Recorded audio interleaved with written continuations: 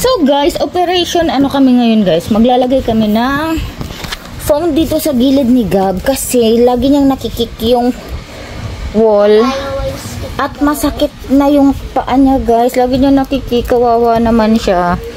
So kabit namin ito dahil kawawa naman nag-iisang anak namin na lagi na lang nakikik ang wall. Kasi lagi itong kumakalabog sa gabi.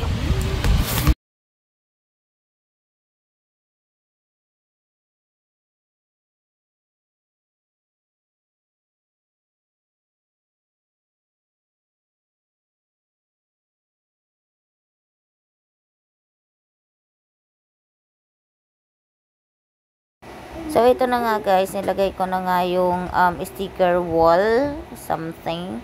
So, ito guys, madali siya idikit kasi parang sticker type siya. May sticker sa likod, may pandikit na siya mismo. So, para hindi na sigab nagkakaroon ng pantal-pantal sa paa kasi napansin namin may mga pantal madalas yung tuhod. Kasi yun pala nakikik niya yung ano niya, yung gilid niya, yung wall niya pag natutulog siya. So, madali lang siyang idikit. 4 na peraso itong in-order ko. So, iyan guys, green na yan. Isang peraso lang yan, hinati ko lang siya. So, kung nakikita nyo, malawak talaga, malapad talaga yung sukat niya.